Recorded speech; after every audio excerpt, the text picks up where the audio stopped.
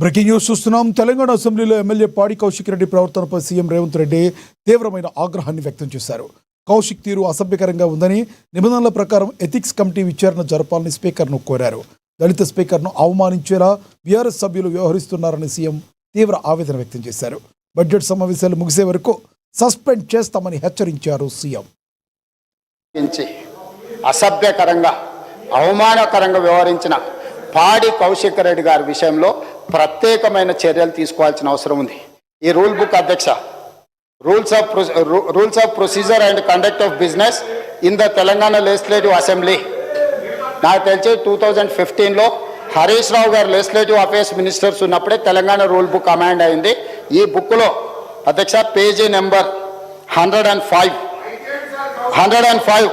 Committee on ethics, ఈ rule బుక్లోనే 105 పేజీలో committee on ethics 288 rule number, the committee shall examine every complaint concerning the unethical conduct of a member both within and outside the house referred to it by speaker or the house are taken by suo motu.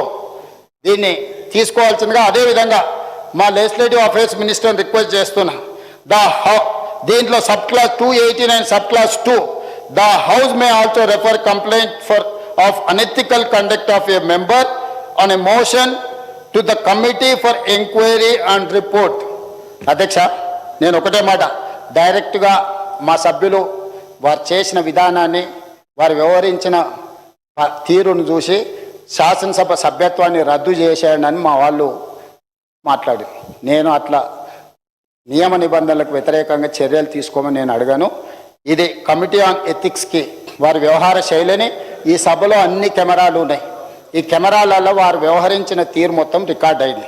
ఈ అన్ని ఆధారాలను ఈరోజు ఈ సభ ద్వారా motion move చేసి legislative affairs minister ఆ ethics కమిటీకి మీరు రెఫర్ చేసి, ఎథిక్స్ కమిటీ ఇచ్చే రికమెండేషన్స్ మీద పాడి కౌశిక్ రెడ్డి గారి మీద చర్యలు తీసుకోవాల్సిందిగా ఆ కమిటీని కూడా, ఇప్పుడు కమిటీ లేదని వారు చెప్పారు, సమయానికి బాగా గుర్తు చేశారు అధ్యక్ష. ఎంబడే ఎథిక్స్ కమిటీని కాన్స్టిట్యూట్ చేసి హరీష్ రావు గారి సూచన మేరకు తక్షణమే ఎథిక్స్ కమిటీని ఈ సభ ముగిసే లోపల మీరు అపాయింట్ చేసి ఈ కేసును దానికి రెఫర్ చేయాల్సిందిగా ఈ సభలో ఒక సత్సాంప్రదాయాన్ని, రేపు భవిష్యత్తులో ఏ సభ్యుడైనా ఈ రకంగా బాధ్యతారహితంగా అసభ్యకరంగా అసహించుకునే విధంగా సీనియర్ సభ్యులకు అవమానం జరిగే విధంగా వ్యవహరిస్తే ఏ రకంగా అసభ్య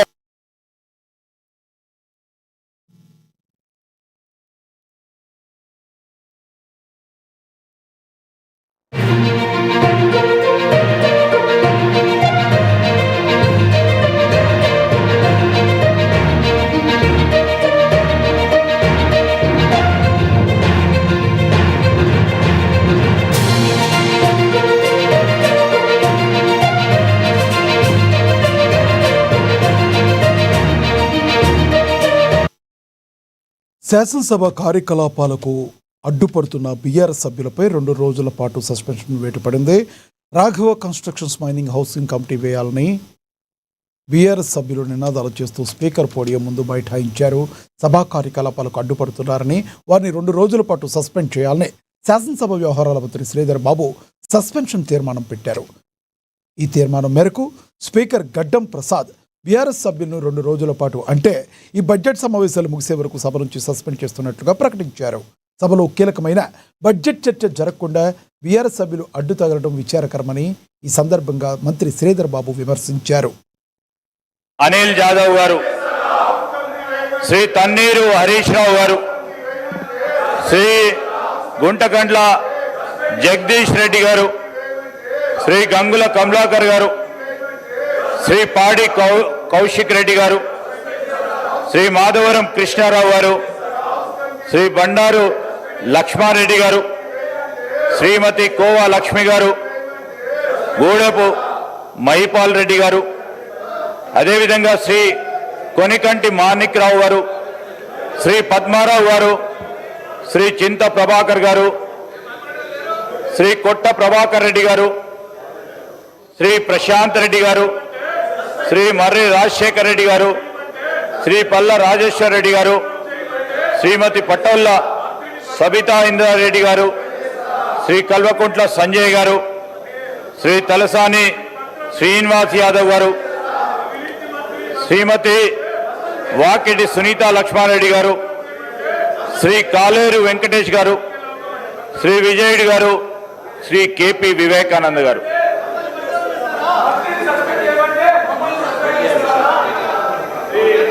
కల్వకుంట్ల తారక రామారావు గారు.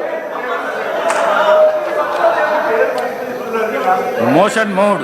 The question is that under sub-rule 2 of Rule 340 of the Assembly Rules, that the members named by the Speaker be suspended from the services of the House for 2 days. Those who are for the motion, please say ayes. Those who are against, please say no. Ayes have it, ayes have it. The motion is carried and the members named by the Speaker are suspended from the services of the House 2 days. BRS బీజేపీపై CM Revanth Reddy తీవ్రమైన స్థాయిలో మండిపడ్డారు. కాళేశ్వరం ప్రాజెక్టులో భారీ అవినీతి జరిగిందని ప్రధాని మోడీ స్వయంగా అంగీకరించారని అన్నారు.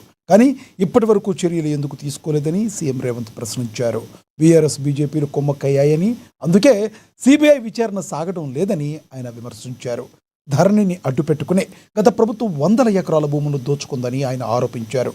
అక్రమాలపై తాము కఠినంగా వ్యవహరిస్తామని సీఎం రేవంత్ రెడ్డి స్పష్టం చేశారు. సిబిసిఐడి విచారణతోటి ఆదేశాలు ఇచ్చినంబడే కేటీఆర్ హరీష్ ను బండబూతులు తిట్టిండు బయటకు పోయినాక. నీ పుణ్యమాని వచ్చి నా మెక్కి విచారణ వచ్చింది, ఇప్పుడు నా మెడకు ఊరేటట్టున్నదని. అక్కడ సంతోషరావు ఫోన్లు చేసి నీకేమైనా తల్లుందా, నువ్వు పంచమల్ల బ్లాక్మెయిల్ శ్రీనివాస్ రెడ్డి చేయనికపోయి వాళ్ళ తమ్ముడు మహేష్ రావు గారు బాలానగర్ లో భూమి రాయించుకున్నాడు. కంపెనీ నుంచి 100 ఎకరాల భూమి అక్రమంగా ధరణిని అడ్డం పెట్టి భూ బదలాయింపుకు పాల్పడ్డాడు. దాని మీద కలెక్టర్ రిపోర్టు శ్రీనివాస్ రెడ్డి అడిగితే శ్రీనివాస్ రెడ్డి గారికి విజ్ఞప్తి చేసిండు. మా తమ్ముడు స్వయంగా ఉన్నాడు, మా మామ హనుమంతరావు ఉన్నాడు ఇందులో, దాంట్లో సహకరించమని. శ్రీనివాస్ రెడ్డి గారు అది కుదరదు, ముఖ్యమంత్రి గారు చెప్పిండు, దీని మీద నివేదిక వేస్తున్నామని చెప్తే అప్పటి నుంచి శ్రీనివాస్ రెడ్డి గారిని టార్గెట్ పెట్టి ఈరోజు శంకర్ని అదేవిధంగా వెంకటరమణారెడ్డిని అడుగుతున్నా. మహబూబ్ నగర్ జిల్లాలో ఉన్న బాలానగర్ లో మహేష్ రావు గారు హరీష్ రావు గారు తమ్ముడు, హనుమంతరావు గారు హరీష్ రావు గారు మామ 100 ఎకరాల భూములు బెదిరించి బదలాయించుకున్న దాని మీద హౌస్ కమిటీ వేస్తే మీరు సిద్ధంగా ఉన్నారా? హరీష్ రావు గారిని చెప్పమని ఉంది. ఈ రోజు భూ బదలాయింపు మీద వాళ్ళ తమ్ముడు వాళ్ళ మామ పేరు మీద, సుమన్ రావు వాళ్ళ బామార్ది పేరు మీద బదిలీ చేసుకున్న భూమి గురించి హౌస్ కమిటీ వేయడానికి నేను సిద్ధంగా ఉన్నా. హరీష్ రావు గారిని ధైర్యం ఉంటే, నిజాయితీ ఉంటే వాళ్ళ తమ్ముడు మహేశ్వరరావు గారు, వాళ్ళ మామ హనుమంతరావు గారు, వాళ్ళ బావమార్ది సుమన్ రావు గారు బాలానగర్ మహబూబ్నగర్ జిల్లాలో 100 ఎకరాల భూమిని పరిశ్రమ యజమానులను బెదిరించి సేల్ డీల్ లేకుండా, కంపెనీ కొనుగోలు లేకుండా 100 ఎకరాల భూ బదలాయింపు చేసుకున్నాడు కదా ధరణిని అడ్డం పెట్టి. దాని మీద నేను హౌస్ కమిటీ వేయడానికి సిద్ధంగా ఉన్నా. హరీష్ రావు గారిని, కేటీఆర్ ను, వెంకటరమణారెడ్డి గారిని ఈ ముగ్గురిని హౌస్ కమిటీ ఒప్పుకోమని తక్షణమే ఆ భూమి మీద వేస్తా. అందులో సహకరించలేదని శ్రీనివాస్ రెడ్డి గారిని ఎన్నోసార్లు రిక్వెస్ట్ చేసిండు హరీష్ రావు. ఏదో మా తమ్ముడు ఇరుక్కున్నాడు, మా మామ మా బావమార్ది ఇరుక్కున్నాడు, నాకు ఇంట్లో బువ్వ పెట్టే పరిస్థితి లేదు, సహకరించమని అడిగాడు. ఆయన సహకరించలే. తెలంగాణ అసెంబ్లీ బడ్జెట్ సమావేశాల్లో ప్రతిపక్ష బీఆర్ఎస్ పార్టీ వ్యవహరిస్తున్న తీరుపై డిప్యూటీ సీఎం భట్టి విక్రమార్క తీవ్రస్థాయిలో విరుచుకుపడ్డారు. ప్రజా సమస్యలపై చర్చించాల్సిన సభను ప్రతిపక్ష నేతలు తమ రాజకీయ ప్రయోజనాల కోసం వాడుకుంటున్నారని, కనీస సభా సాంప్రదాయాలను పాటించడం లేదని ఆయన తీవ్ర ఆవేదన వ్యక్తం చేశారు. బడ్జెట్ ప్రతులను చించివేయడం, చెవిలో పూలు పెట్టుకుని రావడం వంటి చర్యల ద్వారా బీఆర్ఎస్ నేతలు సభను తప్పుదోవ పట్టిస్తున్నారని భట్టి విక్రమార్క మండిపడ్డారు. నినాదాలు చేయటం, అనవసరంగా చప్పట్లు కొట్టడం వంటి పనులతో అమూల్యమైన సభా సమయాన్ని వృధా చేస్తున్నారని ఆయన విమర్శించారు. బాధ్యతాయుతమైన ప్రతిపక్షంగా వ్యవహరించాల్సింది పోయి హేళన చేసే విధంగా ప్రవర్తించటం సరికాదని హితవు పలికారు భట్టి. విభజన జరిగిన దగ్గర నుంచి కూడా నేను గతంలో ఉన్నాను, రాష్ట్ర విభజన జరిగిన దగ్గర నుంచి కూడా కంటిన్యూస్గా ఈ సభలో ఉన్నాను అధ్యక్ష. అనేక సందర్భాల్లో వాళ్ళు బడ్జెట్ సమావేశాలు, బడ్జెట్ ప్రవేశపెట్టినప్పుడు ఎప్పుడు కూడా అధ్యక్ష ఈ రకంగా వచ్చి బడ్జెట్ ప్రవేశపెట్టినప్పుడు బడ్జెట్ పుస్తకాలు చింపేయటం కానీ, బడ్జెట్ మీద సాధారణ చర్చ జరిగిన తర్వాత రిప్లై ఇచ్చేటప్పుడు ఆ పుస్తకాలు చింపి చెవిలో పూల్లా పెట్టుకొని బయటికి పోవటం కానీ, ఆ తర్వాత డిమాండ్స్ మీద చర్చించేటప్పుడు ఎప్పుడు ఇలా వచ్చి అల్లరి చేయటం కానీ మేము ఎప్పుడు ఆ రోజుల్లో ఎప్పుడు చేయలేదు అధ్యక్ష. ఈరోజు ఏంటి అధ్యక్ష, రాష్ట్రంలో తల్లిదండ్రులు చాలా గ్రామీణ ప్రాంతాల్లో కానీ నగరంలో కానీ న్యూక్లియర్ ఫ్యామిలీస్ అయిపోయిన తర్వాత నిర్లక్ష్యానికి గురి అవుతా ఉన్నారు వృద్ధాప్యంలో.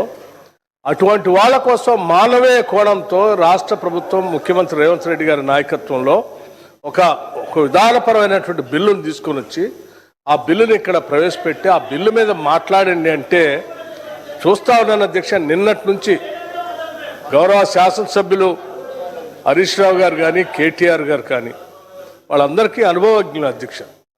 సభా సాంప్రదాయాలు కానీ, పార్లమెంటరీ లాంగ్వేజ్ పైన కానీ, ప్రాక్టీస్ అండ్ ప్రొసీజర్ కానీ అధ్యక్ష పూర్తిగా తొంగల తొక్కేశారు. వీళ్ళు గాలికి వదిలేశారు.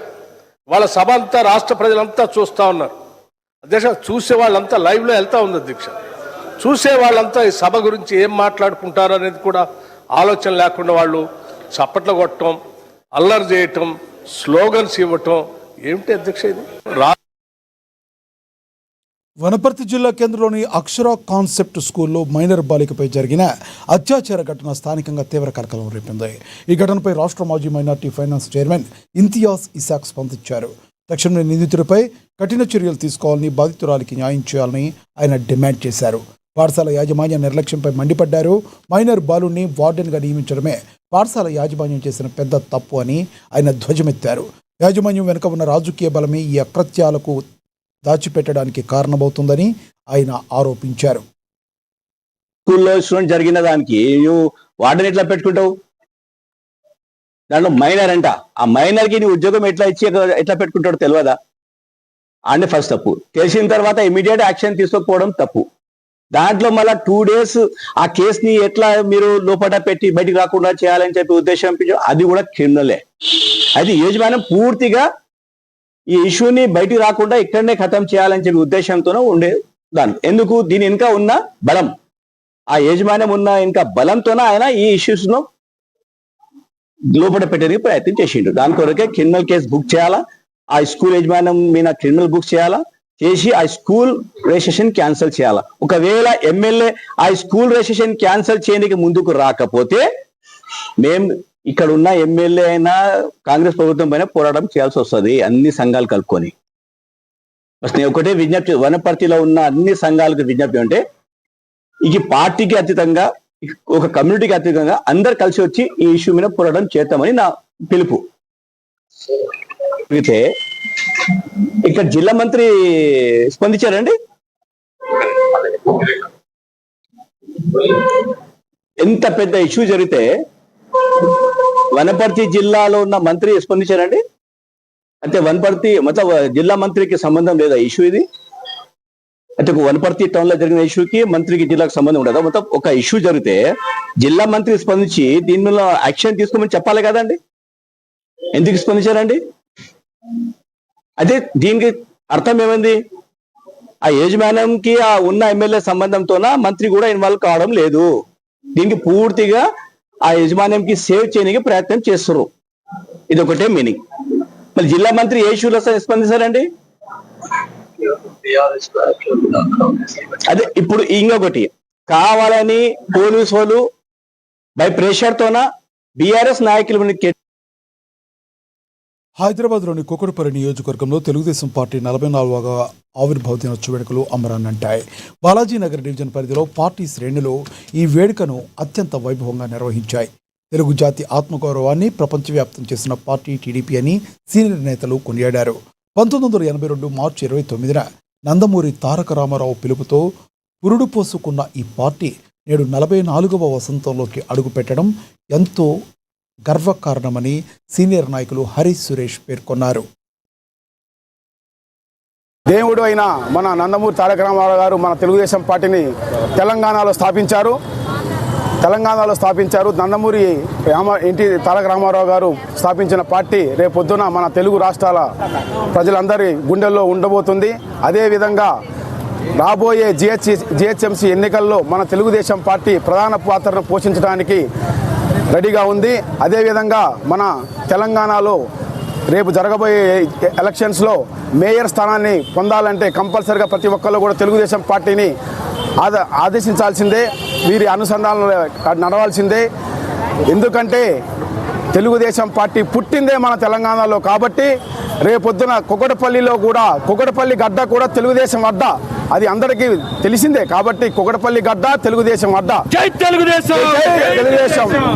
సో రేపొద్దున మన తెలంగాణలో కూడా తెలుగుదేశం పార్టీ లేదు లేదు అన్న వాళ్ళందరికీ ఇదే మా సమాధానం. రేపొద్దున జిహెచ్ఎంసీ ఎలక్షన్స్లో మన తెలుగుదేశం పార్టీ ఎంత ప్రధాన పాత్ర పోషిస్తుందో మనము చూపిస్తాము. ముందు అందరికీ కూడా తెలుగుదేశం రాష్ట్ర ప్రజలందరికీ తెలుగుదేశం పార్టీ తరపున, అదేవిధంగా నందమూరి సుహాసన యువసేన తరపున 44 వసంతాల సందర్భంగా తెలుగుదేశం పార్టీ తరపున అందరికీ శుభాకాంక్షలు తెలియజేస్తున్నాం.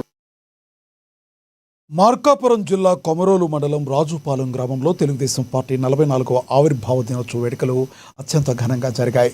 ఈ కార్యక్రమానికి ముఖ్య అతిథిగా Giddalur market yard vice chairman Bodi Obul Reddy హాజరయ్యారు. ఆయన పార్టీ జెండాను ఆవిష్కరించి కార్యకర్తల మధ్య కేక్ కట్ చేసి సంబరాలు నిర్వహించారు. గిద్దలూరు ఎమ్మెల్యే ముత్తుముల అశోక్ రెడ్డి సారథ్యంలో నియోజకవర్గ అభివృద్ధికి కట్టుబడి ఉన్నామని ఓబుల్ రెడ్డి తెలిపారు. గిద్దలూరు ఎమ్మెల్యే ముత్తుముల అశోక్ రెడ్డి సారథ్యంలో నియోజకవర్గ అభివృద్ధికి కట్టుబడి ఉన్నామన్నారు. ఇక దీనిపై మరింత సమాచారాన్ని రాజుపాలెం నుండే మా ప్రతినిధి తోట మల్లికార్జున్ అందిస్తారు.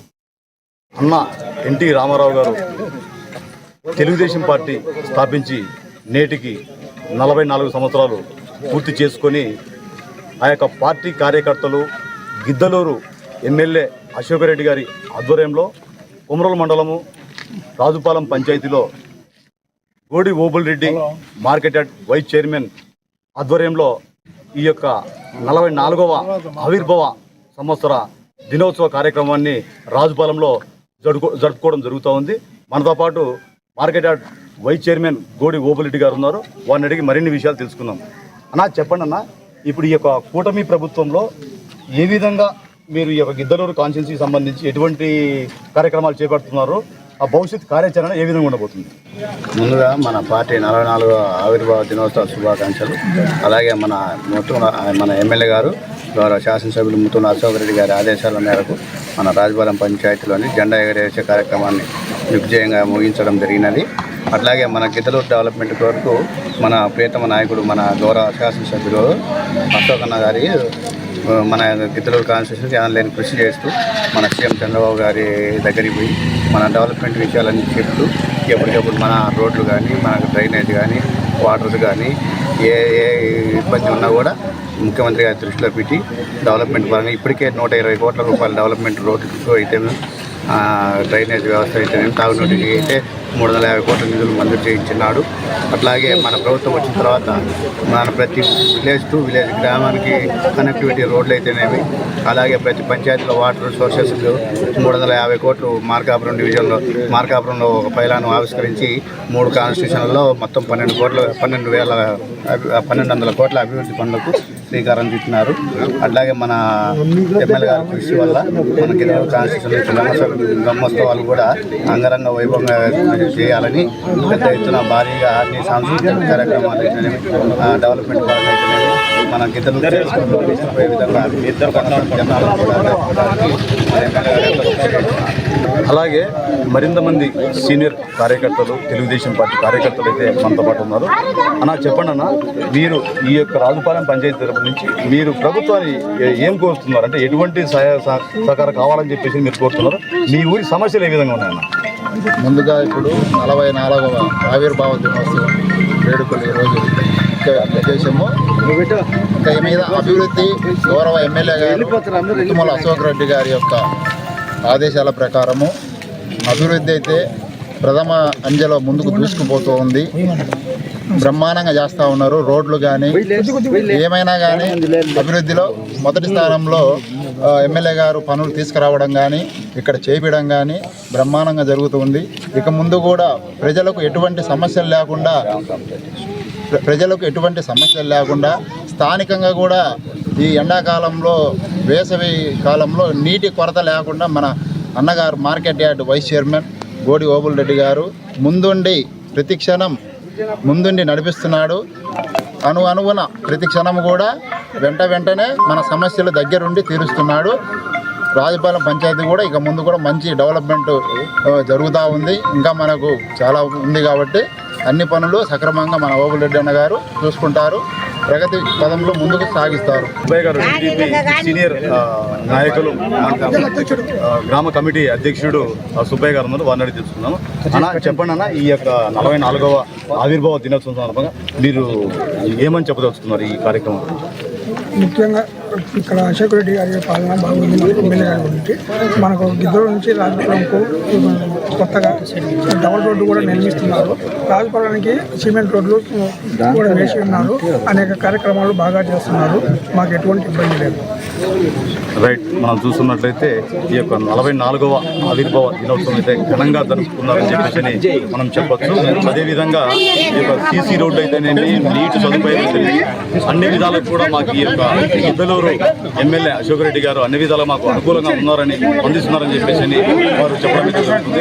కెమెరా పర్సన్ రాజుతో మల్లికార్జున్, ANN న్యూస్, మార్కాపురం. కృష్ణా జిల్లా అవనిగడ్డ నియోజకవర్గంలో తెలుగుదేశం పార్టీ 44వ ఆవిర్భావ దినోత్సవ వేడుకలు ఘనంగా నిర్వహించారు. పార్టీ వ్యవస్థాపకులు స్వర్గీయ నందమూరి తారక రామారావు విగ్రహానికి కూటమి నేత వికృతి శ్రీనివాస్ పూలమాలలు వేసి ఘనమైన నివాళులు అర్పించారు.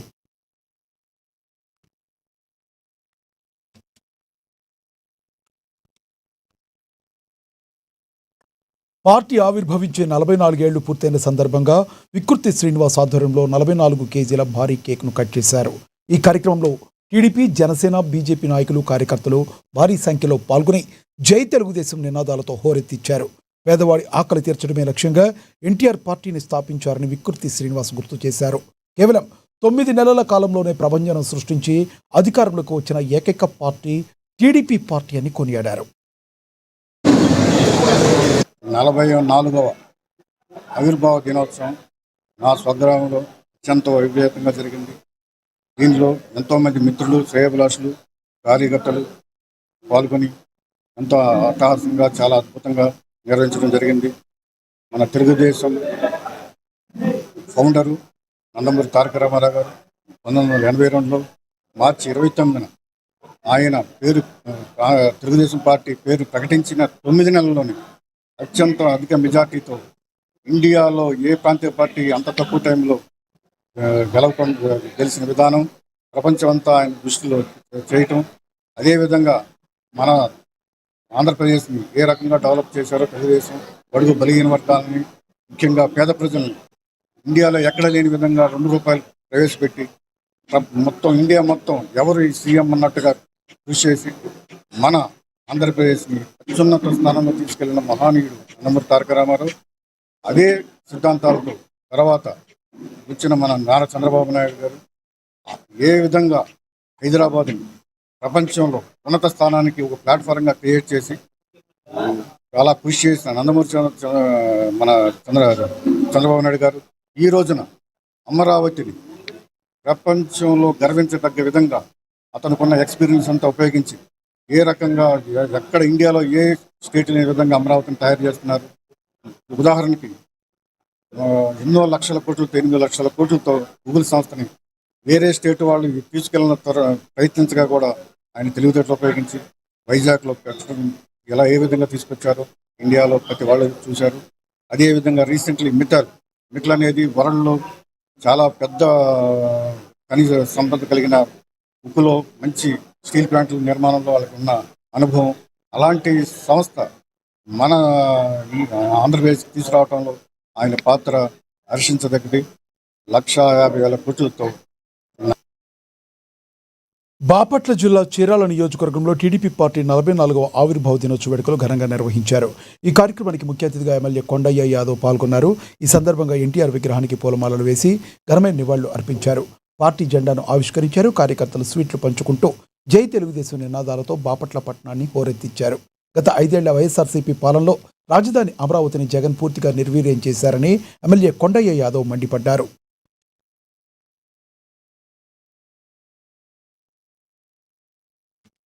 మూడు రాజధానుల పేరుతో రాష్ట్ర భవిష్యత్తును జగన్ అంధకారంలోకి నెట్టారని విమర్శించారు.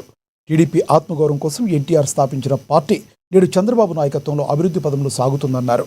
ప్రధాని మోడీ సహకారంతో ఇప్పుడు కూటమి ప్రభుత్వం అమరావతిని ప్రపంచం గర్వించదగ్గ రాజధానిగా నిర్మిస్తుందని ఆయన స్పష్టం చేశారు.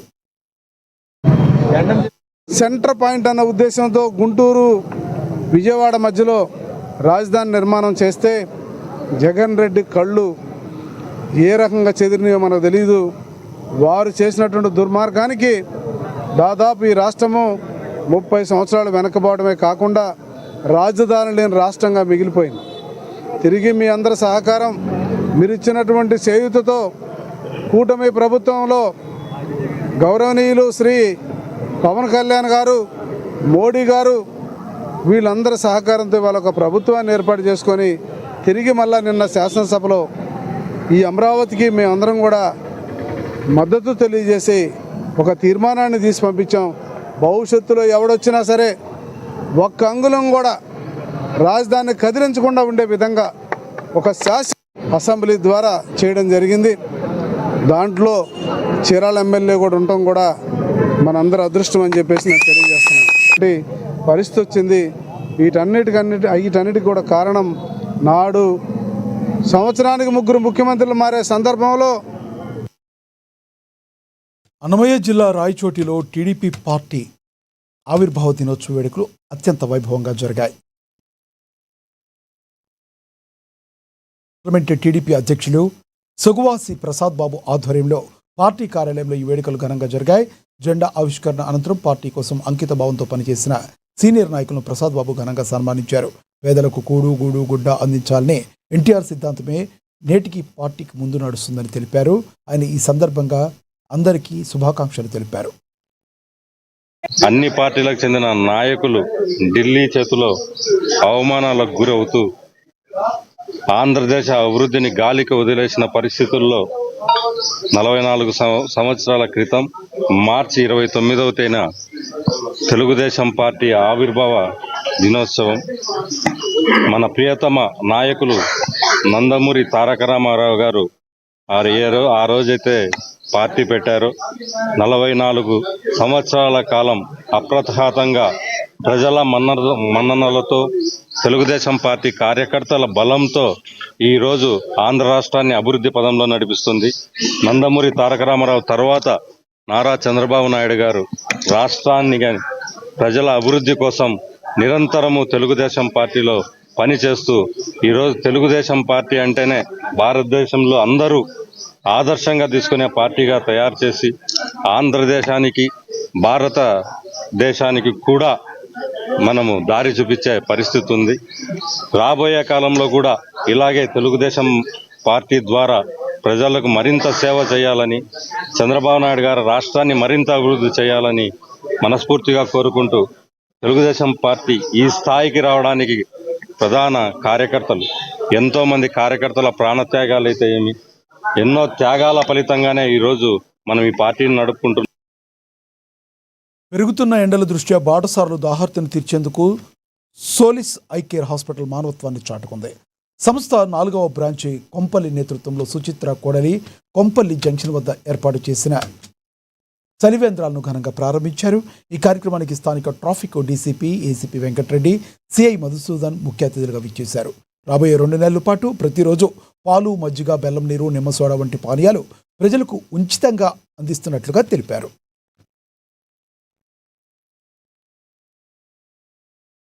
ఐ కేర్ వారి ఆధ్వర్యంలో ఒకటి సుచిత్రలో, ఒకటి ఇక్కడ ఈ చలివేంద్రాలు అనేటువంటి ఏర్పాటు చేయబడ్డాయి. చాలా సంతోషం. ఇటువంటి చలివేంద్రాలు వేసవి తాపాన్ని, వేసవిలో ప్రజల యొక్క దాహార్తిని తీర్చడానికి ఏర్పాటు చేయడం అనేటువంటిది శుభసూచకం. వారికి ఆ భగవంతుడు ఏవైతే ఆశీర్వాదాలు ఉన్నాయో అవన్నీ కూడా ఈ సందర్భంగా వాళ్ళకు చేరాలని చెప్పేసి అనుకుంటూ, ప్రజలు కూడా ఎవరైనా కూడా స్వచ్ఛందంగా ఇటువంటి చలివేంద్రాలు ఏర్పాటు చేసి ప్రజలకు దగ్గరగా అంటే దాహార్తిని తీర్చే విధంగా ఏర్పాటు చేయడానికి ముందుకు వస్తే మా తరపున కూడా ట్రాఫిక్ ఏదైనా ఇష్యూస్ ఉంటే వాటిని ఎదుర్కొనే, అంటే ట్రాఫిక్ ఇబ్బంది కాకుండా చలివేంద్రాలు ఏర్పాటు చేసుకునేందుకు మేము కూడా వాళ్ళకి సహకరిస్తాం. ఆసుపత్రి 4వ బ్రాంచి కోపల్లిలో ఓపెన్ చేస్తున్నాం. 4 బ్రాంచ్లో మేము చలివేంద్రాలు ఏర్పాటు చేయడం ఇది 9వ సంవత్సరం. 9 సంవత్సరాల నుంచి చలివేంద్రాలు చేస్తున్నాం. ఈ సేమ్ సరౌండింగ్లో మొత్తం 6 ఓపెన్ చేస్తాం. కొత్తగా ఈ సంవత్సరంలోనే ఏరియాలో ఓపెన్ చేయడం జరిగింది. చాలా సంతోషం. చలివేంద్రాలు సహజంగా మంచినీళ్ళు దాహం ఉంచడానికి చేస్తారు, కానీ మేము మజ్జిగతోనే చలివేంద్రం మొత్తం కంప్లీట్ అనుకుని చలివేంద్రాలు ఓపెన్ చేయడం జరుగుతుంది. అలాగే నెక్స్ట్ ఇయర్ 7 ఇది చూసి పెద్దపల్లి జిల్లా రామగుండంలో 3 ఏళ్లుగా సాగుతున్న గ్రావిటీ వాటర్ ప్లాంట్ పనులను హెచ్ఎంఎస్ ప్రధాన కార్యదర్శి రియాజ్ అహ్మద్ పరిశీలించారు. 20 కోట్ల భారీ వ్యయంతో పనులు ప్రారంభించినప్పటికీ అధికారుల నిర్లక్ష్యం, రాజకీయ జోక్యం వల్ల ప్రాజెక్టు నత్తనడకన సాగుతుందని ఆయన విమర్శించారు. సింగరేణి నిధులు దుర్వినియోగం అవుతున్నాయని ఆయన ఆరోపించారు. దీంతో కార్మికులు కలుషిత నీరు తాగి రోగాల బారిన పడుతున్నారని ఆవేదన వ్యక్తం చేశారు. ఇప్పటికైనా ఉన్నతాధికారులు స్పందించి యుద్ధ ప్రాతిపదికన వాటర్ పనులు, ప్లాంట్ పనులు పూర్తి చేయాలని హెచ్ఎంఎస్ నేతలు డిమాండ్ చేశారు. గలీజ్ నీళ్లు అన్ని స్టాక్ చేసి అది తీసుకొచ్చి ఫిల్టర్ చేస్తారు. అది కాదు, ఖబర్దార్ మేము అంటున్నాం.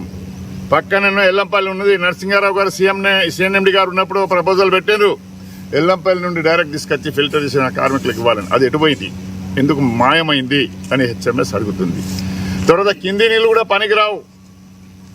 అండర్ గ్రౌండ్ మైన్లో నీళ్లు తీసుకొచ్చినా పర్వాలేదు, అండర్ గ్రౌండ్ నీళ్ళని వేరే రైతులకు వాడుకోండి అని అక్కడ ఒత్తిడి తీసుకొచ్చినని రాజకీయ నాయకుల ఒత్తిడితోటి ఆ నీళ్ళని, మన నీళ్ళన్నీ బయటికి వెళ్ళిపోతున్నాయి.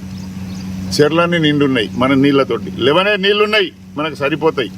ఓసీ5లో ఉన్నది, అక్కడ కూడా మనకు నీళ్లు సరిపోతాయి. ఇవన్నీ పక్కన పెట్టి ఈ మురికి నీళ్లు ఫిల్టర్ చేసి తాగించడానికి 3.5 సంవత్సరాలు అవుతుందా? తక్షణమే సింగరేణి మేనేజ్మెంట్ ఎక్కువ హెచ్ఎంఎస్ డిమాండ్ చేస్తుంది. డైరెక్టర్లు, ప్రధానంగా డైరెక్టర్లు, ఫైనాన్షియల్గా పాస్ చేసేవాళ్ళు, ఆర్డర్ ఇచ్చేవాళ్ళు డైరెక్టర్లు, జిఎంలు నామమాత్రలే. వాళ్ళు ఏం చెప్తారో వినడమే. అదే జరుగుతుంది కదా. కబ్జాదారులకు ఇండ్లు కట్టిమని హడావుడిగా కట్టిస్తారు. వాళ్ళకు కోట్ల రూపాయలు అవుతుంది. 25 కోట్ల రూపాయలు మనకు లేవా? నీళ్ళు ఇవ్వరు. అదేవిధంగా టెక్నికల్ ప్రాబ్లమ్స్ వస్తాయి. అన్ని డ్రామాలు, నాటకాలు ఆడుతున్నారు నీళ్ళు ఇవ్వడానికి. సబ్ స్టేషన్ దీనికి సపరేట్ ఉండాలి. పెద్దపల్లి జిల్లా రామగుండం పారిశ్రామిక ప్రాంతంలో విక్టరీ స్నో కాన్ కారేడ్ ఇండియా ఆధ్వర్యంలో విద్యార్థులకు బెల్ట్ గ్రేడింగ్ అవార్డింగ్ కార్యక్రమం నిర్వహించారు. స్థానిక ఎన్టీపీసీ ఫంక్షన్ హాల్లో నిర్వహించిన పోటీలో పట్టణ, గ్రామీణ ప్రాంతాల విద్యార్థులు ఉత్సాహంగా పాల్గొన్నారు. కరాటే మాస్టర్ వడ్డేపల్లి సురేష్ నేతృత్వంలో చిన్నారులు ప్రదర్శించిన కర్రసాము, నాన్చాక్, పిరమిడ్ స్పారింగ్ విన్యాసాలు అందరినీ ఆకట్టుకున్నాయి. నేటి సమాజంలో ఆత్మ సంరక్షణ, విద్యల ప్రాధాన్యతను చాటి చెప్పేలా ఈ ప్రదర్శనలు సాగాయి. ముఖ్యంగా మహిళలు, విద్యార్థినులు ఆపద సమయాల్లో ధైర్యంగా ఎదుర్కొనే కరాటే ఎంతగానో ఉపయోగపడుతుందని నిర్వాహకులు తెలిపారు. ఈరోజు మహిళలపై జరుగుతున్న అఘాయిత్యాలు ఆపాలంటే ప్రతి ఒక్క విద్యార్థినికి కరాటే ప్రావీణ్యం పొందాలనే ఒక ముఖ్య ఉద్దేశంతో గ్రామాన ప్రతి ఒక్క పట్టణ ప్రాంతాల్లో కూడా విద్యార్థినులకు ఈ ఆట పట్ల అవగాహన కల్పించి ఈ విద్య పట్ల వాళ్ళకి ఎలాంటి లాభం జరుగుతుందో, ఇలాంటి లాభం ఉంటుందో, ఎలాంటి రక్షణ ఉంటుందన్న విషయాన్ని తెలియజేసి ప్రతి విద్యార్థినికి కరాటే నేర్చుకునే విధంగా ప్రోత్సహించి వాళ్ళందరికీ శిక్షణ ఇచ్చి ఇప్పటికీ సంస్థ నుండి దాదాపు 3,000 మంది విద్యార్థులకు శిక్షణ ఇచ్చినాం. అదేవిధంగా మగవాళ్ళే. I'm a black belt holder and also a national silver medalist in Wushu, a Chinese martial arts. I have trained under Master Suresh Garu. His support is very useful for me in my lifetime, and we have gathered here for the belt awarding program. We conduct this ceremony every year to recognize the hard work and dedication of our students. Generally, మనం బయట అందరూ ఏమనుకుంటారు, karate అంటే just పెద్దం కొట్టడం మాత్రమే అనుకుంటారు. But that is wrong, because karate is not only a sport, it is a art which improves our skills, dedication levels, discipline and hard work and all. I'm Vaishnavi. I'm a great blue belt holder. Karate is very important, especially for girls. It helps us to protect ourselves, stay strong and face situations daily. Karate taught me that failure is final if you stop learning. Today I'm not just testing for my belt, I'm celebrating how far I've come. I'm especially thankful for my master and my parents for pushing me to the best. Myself, I'm Vaishnavi. Krishna జిల్లా నందివాడ మండలం పెదలింగాల గ్రామంలో దారుణ ఘటన చోటు చేసుకుంది. అర్ధరాత్రి వేళ ఇంట్లో నిద్రిస్తున్న మనవడు నానమ్మపై గుర్తు తెలియని దుండగులు సిమెంట్ రాళ్లతో దాడికి పాల్పడ్డారు. ఈ ఘటనలో 10 ఏళ్ల బాలుడు అక్కడికక్కడే మృతి చెందాడు. మృతుడు 4వ తరగతి చదువుతున్న గండికోట బాలాజీగా పోలీసులు గుర్తించారు. దాడిలో తీవ్రంగా గాయపడిన నానమ్మ లక్ష్మి పరిస్థితి కూడా విషమంగా ఉంది. వీరిని విజయవాడ ఆసుపత్రికి తరలించారు. బాధిత వృద్ధురాలు స్థానికంగా బెల్ట్ షాప్ నిర్వహిస్తున్నట్లుగా పోలీసులు సమాచారం. అనంతరం నందివాడ పోలీసు అధికారులు ఘటనపై కేసు నమోదు చేసుకుని దర్యాప్తు ప్రారంభించారు.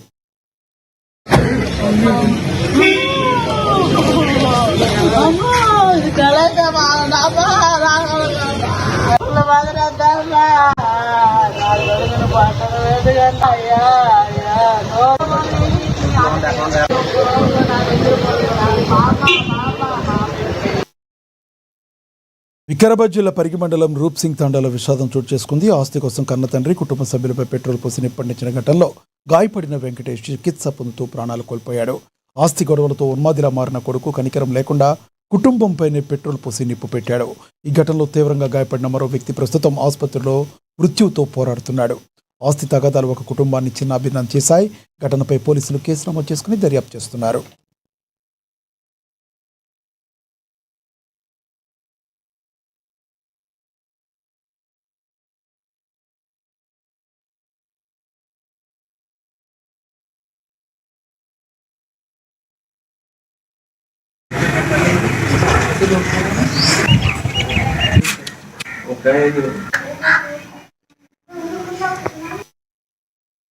ములుగు జిల్లా వెంకటాపురం మండలం పరిధిలో ఘోర రోడ్డు ప్రమాదం జరిగింది.